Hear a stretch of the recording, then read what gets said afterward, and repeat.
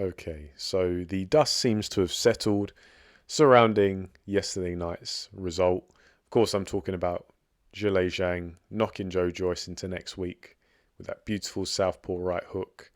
Of course, handing Joyce a second defeat on the trot and the second loss of his career. Now, I'm not going to necessarily go into the nitty gritty of the performance itself, although I was very impressed. I find myself being quite impressed by Zhang these days. His style, the way he carries himself, the confidence, the ability. Like, this is a dangerous man, and I think in the foreseeable future, Zhang is going to get some more big wins over top level opposition. Um, we've all seen the fight, I'm sure. I don't really need to go into it too much. I'm actually going to focus more so on the aftermath of that fight because once again, we're seeing just how reactionary boxing fans really are. Because after losing last night to Zhilei Zhang for a second time, all of a sudden Joyce is rubbish.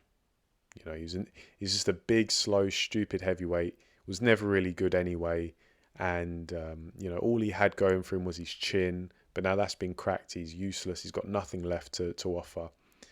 But if we just rewind back to a year ago, in September 2022, when Joyce actually sparked out Joseph Parker in devastating fashion, and people were saying, other than Tyson Fury, Joyce is the best heavyweight in Britain, in the UK. Saying, oh, Joyce is a top 5 heavyweight now. He's brilliant. He's indestructible. The chin is granite. You can crack him as hard as you want, but he'll keep coming. He really is the juggernaut. That's what people were saying. They were just riding so high on Joyce, especially after that Parker performance, saying that, top 5 heavyweight, other than, the main guys like Usyk and Fury and Wilder, it's Joyce. He's the man. And surely there was some people disagreeing. Not everybody had that view, but it was very popular. That was the opinion that many people in the boxing fraternity had of Joyce. But all of a sudden, fast forward a year, and, Sunday, the 24th of September, Joyce is rubbish all of a sudden. And now some people are going to come out the woodwork and say, oh, outmatch, you're just defending Joyce, you're just trying to make excuses for him and fight his case and whatnot. And now that's not true. Like, I don't know Joyce. I don't pledge any kind of allegiance to him. And on top of that, like, you'd probably be quite silly if you actually did say that, because I picked Zhang to win this fight. And I picked late stoppage or on points. Zhang won by early stoppage, but nevertheless, I picked him to win. I didn't expect Joyce to win this fight.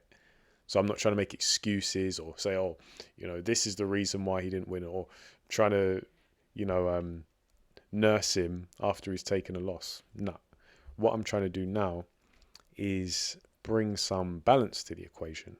Because, of course, as I've outlined, this reactionary nature of boxing fans, whereby a year ago Joyce was one of the best heavyweights in the division, and now he's useless. Like, no. Joyce isn't useless. He's actually a very good heavyweight, a very dangerous heavyweight in his own right. However, he just got beaten by a heavyweight that's better than him and more dangerous. And so rather than slating Joyce, why don't you give Zhilei Zhang credit for being the better man? And so if we look at Joyce and his body of work to really get an idea who he is as a fighter, we start in the amateur career. So 2016 Olympic Games in Rio, Joyce gets a silver medal. And of course, this was his last major competition as a professional. He fought Tony Yoka in the final. Many people believe that Joyce actually won that fight, because it was a split decision, I think. Very controversial. Many people hold the view that Joyce did enough to win. He should really be gold medalist at the 2016 Olympic Games. Before that, he actually did get a gold medal at the 2015 European Games in Baku. And then before that, the same year, the World Championships in Doha, he got a bronze medal. Before that, 2014 Commonwealth Games in Glasgow, got a gold medal. And many other gold medals, bronze medals in international competition. And bear in mind, this international competition at super heavyweight, or these competitions rather, Joe Joyce is fighting good guys. He's fighting best in the world. Of course, it's an international level competition, but guys that have gone on to do serious things. Like Joe Joyce famously beat Bakhtir Jalalov, who is shaping up to be a real dangerous fighter. And that was just as an amateur. Bear in mind that Joe Joyce started boxing, didn't turn pro, started boxing at 22, so very late. But he's clearly one of these guys who does have talent, does have a knack for boxing, and is a serious operator. So he can start at an advanced age and then get to the highest level as an amateur. You know, of course, being on the GB team and the England team for many years, amongst like Anthony Joshua and so on. So yeah, as an amateur, Joyce, serious. Yeah, he takes losses. He got knocked out by Sergey Kuzmin. But what we start to see is when fighters fight at the highest level, be it as an amateur or a pro, they lose. Who'd have thunk it, eh? It's just what happens. It's boxing. It's sport. You know how crazy sport is, particularly a combat sport like boxing? It's just what happens. Anyway, we move on. Turns pro in late 2017, goes straight in against Ian Lewison. Now, Ian Lewison, always a capable heavyweight, serious puncher, but someone who lacked discipline, had a bit of a stop-start career. But to put it into context, Lewison, the fight before the Joyce fight, he was fighting Dylan White. And he retired after like 10 rounds. It was late in the fight. Joe Joyce stops Ian Lewison in 8 rounds. So it just goes to set the tone and show, okay, this is what Joe Joyce is going to do. He's turned pro and he's going to be fighting better opposition than your average prospect who's just turned professional. After a few fights, I think it was his 4th fight, he fights Leroy Thomas, who had beaten Dave Allen for the Commonwealth title. And Joyce takes him out in like 2 rounds, just completely bullies him. And all of a sudden, after 4 fights, Joe Joyce is Commonwealth champion. And yeah, he has some easier touches along the way, but he's fighting kind of like mid-tier contenders, you know, guys maybe in the top 30 or top 35, stuff like that. I don't know how ranked they were at the time, but guys who are known, like journeymen who are known, who are tough, who had been in with loads of other heavyweights. And Joyce wasn't really putting a foot wrong. He was just mowing these guys down. Fought Bermain Stavern, who's obviously a former champion. Now, that was on the undercard of Eubank Jr. versus De Gale. I was actually at that fight. And once again, Joe Joyce did what he had to do. Didn't really show much vulnerability, despite getting clocked by Bermain Stavern, who's a legitimate puncher at heavyweight. But once again, just mowed him down, just chipped away and beat him to a pulp. Had a little bit of a tough fight against Bryant Jennings. He got hurt with a body shot early in the fight. But I think this is actually one of Joe Joyce's better performances where he showed, okay, he's not just some guy who's just going to put the earmuffs up and come charging towards you. He's actually going to use quite a lot of dynamic movement. And yeah, Bryant Jennings as well, decent fighter. Been in with Klitschko, been in with Luis Ortiz, and given a decent account of himself, even in defeat. Also against Oscar Rivas, got stopped in the last round. And so that was a step up for Joe Joyce, and he got the win. Like, some people think that Bryant Jennings deserved to win that fight. I never saw that. I never saw that personally. I think people just expected Joe Joyce to go through Jennings easier. So they're surprised that it's going to points and they're like, oh wow, maybe Jennings did enough to win. I disagree. Maybe some of you might be able to make a valid case, but bear in mind that this fight was like 4.5 years ago. I don't think people are really going to take issue with that. Then he has the fight with Daniel Dubois.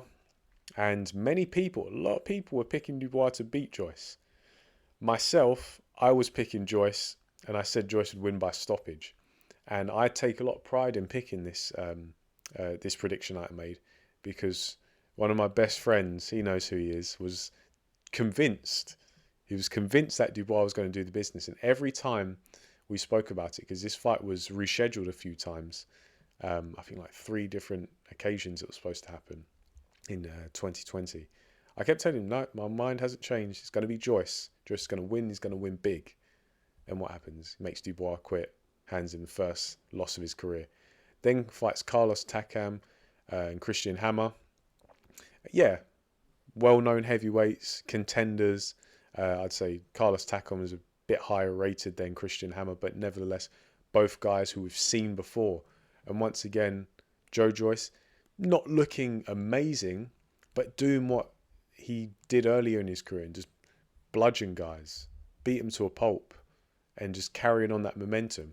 Gets to Joseph Parker, probably his highest profile and I'd say most capable opponent, and takes him out brutally in the 11th round. Like one punch stuff. And bear in mind, like Joseph Parker, people say, oh, but Joseph Parker was rubbish.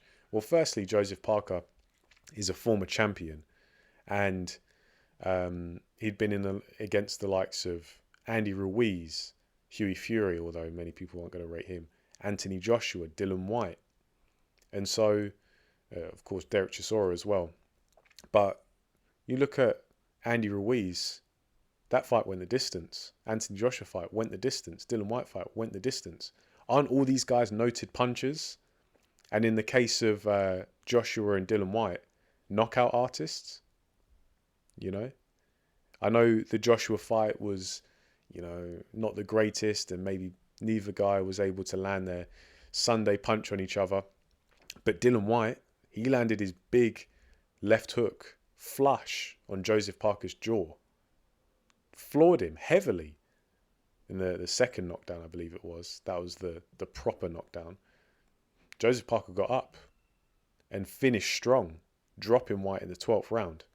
So Joseph Parker's tough. And yeah, he couldn't really hack it at the highest level as a champion, but still a capable fighter in his own right, with speed, explosiveness, athleticism, toughness.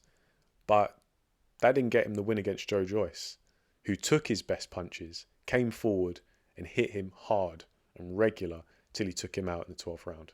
Or was that the 11th round, rather, in good fashion. Then we go into the Zhang fights. And that's what Joe Joyce has done. I'm not trying to make out as if he has the best resume in the heavyweight division.